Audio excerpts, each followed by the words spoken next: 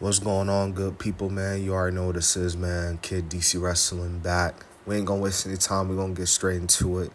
This is going to be my official preview and predictions for Clash in Paris.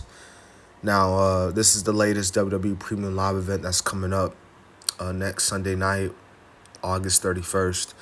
This is kind of a little bit symbolic because this is actually the last WWE Premium Live event that will be broadcasted here in the United States or in Peacock in general. Obviously, the announcement was made along with the newest revived ECW pay-per-view, WrestlePalooza, that is coming out September 20th, I want to say, the same day as the AEW pay-per-view. They're going to be now officially broadcasting on ESPN, especially over here in the United States, as a part of the new deal, which that could be a whole other video of itself. I really don't give two craps about it. This is obviously money-wise and money business. You know, shit like WWE going on Peacock, stuff like them going on ESPN, and all this money and premium and deals you have to pay just to watch the pay-per-views makes you really look back at the WWE network and really makes you wish they should have kept it. Obviously the WWE network had its little flaws at the beginning, but once they got it checked, it was a hit. And I still stand on that ground that the WWE network should have never gotten written in the first place. Like, they spammed it a lot, but $9.99, you can't beat that. Truth be told, you can't beat that. But anywho, there's 4 matches announced for this card. Now, I want to say there will obviously probably be maybe 2 more matches added to this show. I saw people saying that they could add Cody and Drew to this show. I don't really know. Cody coming back on the Go Home show, and then him and Drew going at it. If anything, after what we saw on SmackDown, it could possibly be maybe Randy and Drew at Clash in Paris. But if there is one match I could say, based off how they've been going at it on Monday Night Raw, they could very well run Nikki Bella and Becky Lynch at Clash in Paris. So I'm going to go ahead and say right now, if they do indeed run that match, I'm going to say Becky Lynch cheats to win. Maybe she wins by DQ, roll up or something. But either way, I do think that Becky Lynch will retain her WWE Intercontinental Championship. So we ain't going to waste any time again. Like I said before, I don't want to make this video too long. We got Sheamus and Rusev in an old-fashioned Donnybrook. This actually could be pretty good, man. Sheamus like to be getting down in these type of matches, and I think Rusev could definitely excel in this style as well. These two hard-hitting dudes going at it, 2 former best friends, kayfabe-wise, going at it. Rusev could get the win here, but I ain't gonna lie to you. I think they're gonna give the win to Sheamus.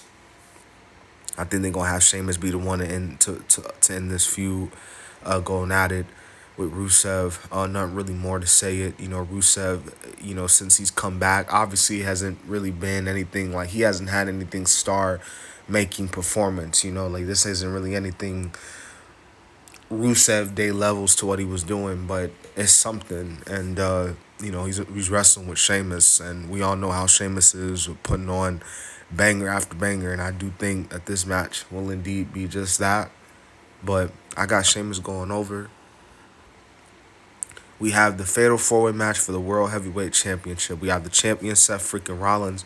We got main event, Jey Uso, the former world champion, the 2-minute world champion, CM Punk, and LA Knight, who has yet to win a world heavyweight title on the main roster. So these 4 guys have obviously been going at it. Their main target is going to be Seth Rollins, but eventually they all have one goal, and that's to be world heavyweight champion. I don't know who going to take the pin. I'm assuming LA Knight.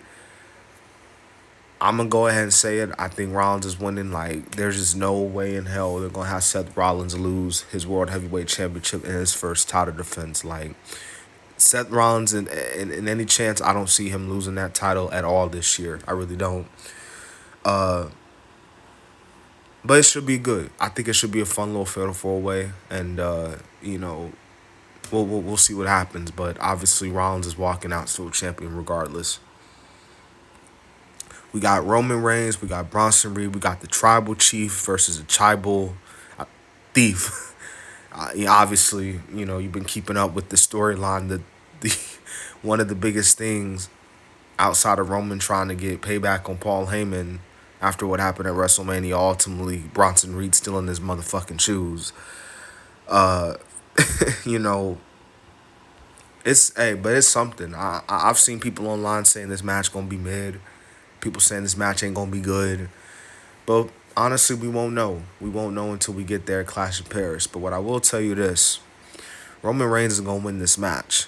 But not only is Roman Reigns gonna win this match, I can guarantee you right now in this video, 85% chance that Roman Reigns, when Bronson Reed goes up to hit that tsunami, Roman Reigns is gonna kick out of that tsunami. I'm pretty sure they made it to where nobody has kicked out of the tsunami. So if there's anybody that's kicking out of that damn tsunami, it's Roman Reigns. So they're gonna do that spot. Everybody gonna go crazy over it. But at the end of the day, the tribal chief, the head of the table, he getting that W. He beating Bronson Reed. Might take him about 2-3 spears to do it, but he gonna get the job done regardless.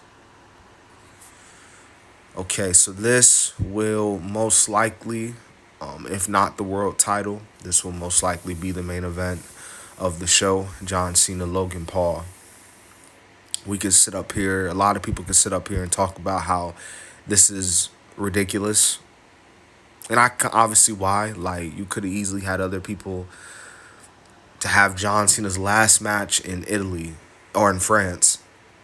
And, you could have put him up against AJ Styles, which was the main one everybody wanted to see. Trust me, I want to see John Cena and AJ Styles. The John Cena retirement run, which, again, that could be a video in and of itself, hasn't really been looked at as memorable as people would say.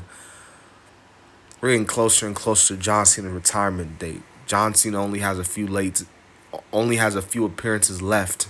Less than 10 dates on, I want to say. And most of them are just going to be segments, for the most part. So, but it was always destined to happen. They run Cena and Logan Paul.